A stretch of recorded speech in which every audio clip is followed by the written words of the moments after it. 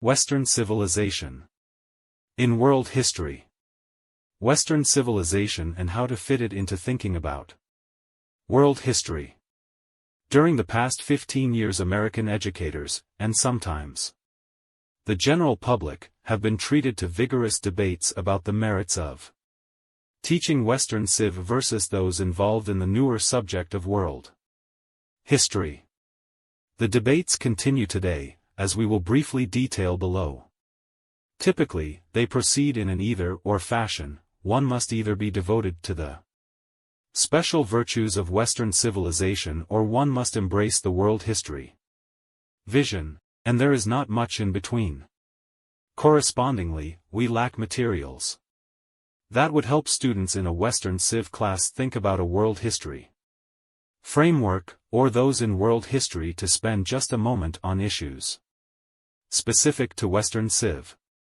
This book seeks to provide this kind of intermediary, by suggesting the kind of analysis essential to thinking about Western civilization in a world history context.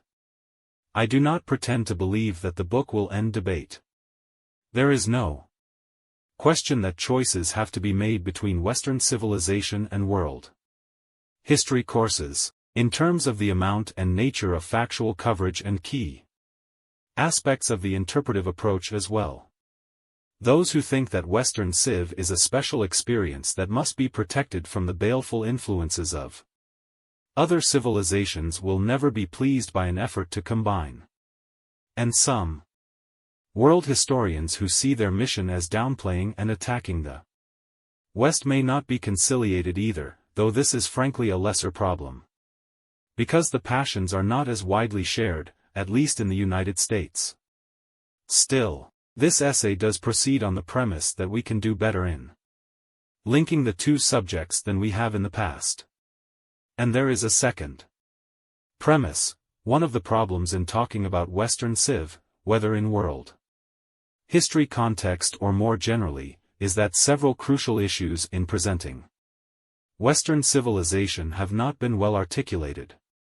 More has been assumed about Western Civ than has been analyzed, and this book, though briefly, brashly takes up this challenge as well. This chapter deals primarily with the current educational debate, what the fuss is all about, and why such intense emotions are involved on both sides. We then turn, in Chapter 2, to a brief history of the Western civilization course itself, for a century now a staple in much college and some high school education in the United States. This allows a fuller sense of how and why people became so attached to the Western Civ tradition, but also why some of the key issues surrounding Western Civ as a subject were often ignored. Subsequent chapters then turn to the interpretation of Western civilization itself, in a world history context, not to present a lot of textbook facts, which are readily available in Western Civ surveys and even many world history textbooks, but to highlight what needs to be thought about, and argued about, in dealing with Western civilization as a historical subject. First, the recent furor. In the fall of 1994, a commission of historians, nationally recruited as part of a multidiscipline effort to define secondary school standards, issued a thick book defining goals in world history. This followed on the heels of another volume on U.S. history standards. Both efforts drew a storm of protest. Predictably, U.S. history served as lightning rod, with hosts of objections to heroes left out, less familiar features emphasized. But world history drew its brickbats too, from a variety of conservative commentators who thought the world approach detracted from the special emphasis needed on Western achievements and landmarks. With some justification, the world standards were seen as not only insufficiently Western, but too prone to define other civilization traditions neutrally or even positively, while critically probing Western deficiencies such as racism and leadership in the early modern slave trade. In a daunting 99-to-1 vote, the U.S. Senate denounced the standards effort. While the vote focused mainly on U.S. history, the Senate ventured its larger worldview in stipulating that any recipients of federal money should have a decent respect for the contributions of Western civilization. The resolution had no legal force. But, as one observer noted, the effect on history education was potentially chilling. This was not the end of story, as we will discuss later on. Further, it occurred at the crest of conservative congressional insurgency, with Congressman Newt Gingrich's contract with America movement riding into town just a few days after the ill-timed standards hit the streets. But it demonstrated the tremendous gap between what a number of history educators thought was important, outside the U.S. history realm, and what key segments of the wider public seemed to value. And debate has continued. Many states, after the National Standards Project foundered, introduced their own history and social studies criteria. While many of these used a world history rubric, the facts and values they thought students should learn were predominantly Western, conservative. Regents or trustees at many universities saw, as part of their mission, a need to insist on a required Western Civ course as part of a general education program.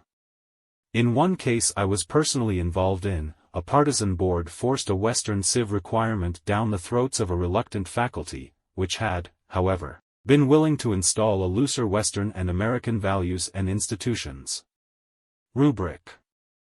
The initial proposal not only insisted on a single course, but argued that it should end in 1815, presumably because after that point Western civilization went downhill with developments such as socialism and modern art, though I confess I never understood exactly what was intended.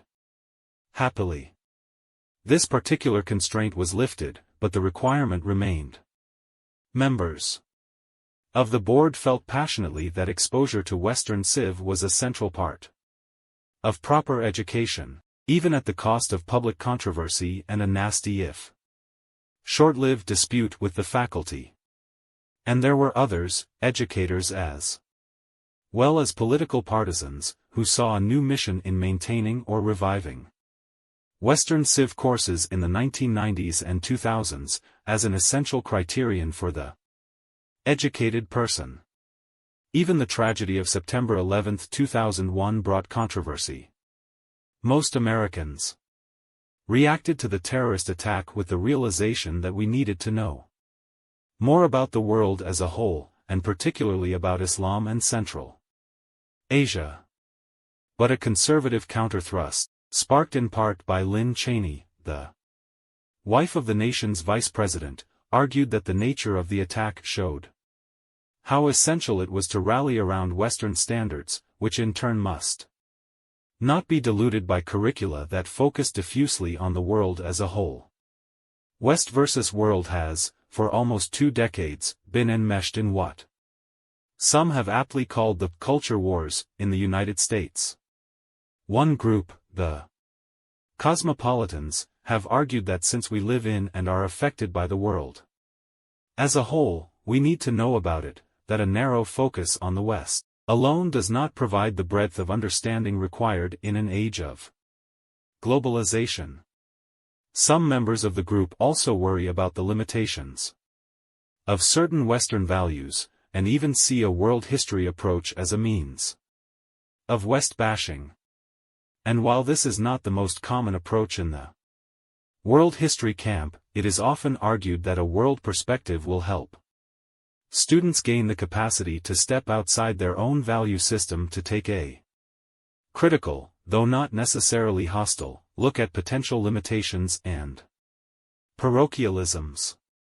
The other group, more conservative, sees such special values in Western Civ that its centrality must be maintained. Their insistence reflects a sincere, though debatable, sense that the West is a distinctively rich civilization tradition, from which among other things basic American values flow. But there are extraneous factors involved as well, beyond the nature of Western Civ itself, a belief that globalization, or the deterioration of American youth, or the increasingly diverse racial and cultural origins of the American population, and particularly its young, or some combination of these issues, requires inculcation of Western Civ as an antidote. The clash of worldviews is fascinating, and not easily resolved. But it raises a number of key questions.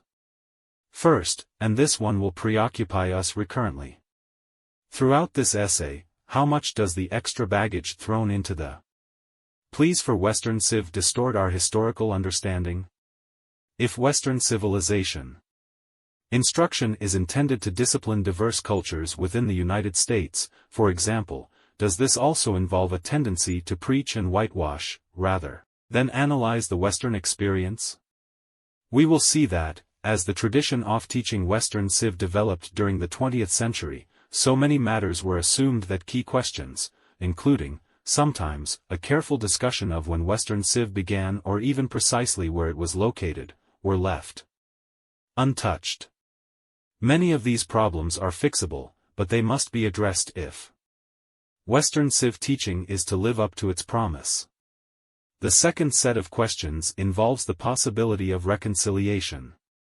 There is no hope of bridging the gap between West is best conservatives and the West-bashing minority in the world history camp. They seek to argue about values, and use and distort history only as a pretext for their cultural campaigns. But lots of folks between the partisan extremes may sensibly wonder, why not do a bit of both? Indeed, many high school world history courses attempt to do precisely this, by calling themselves world history but spending 2/3 of their time dealing with the West.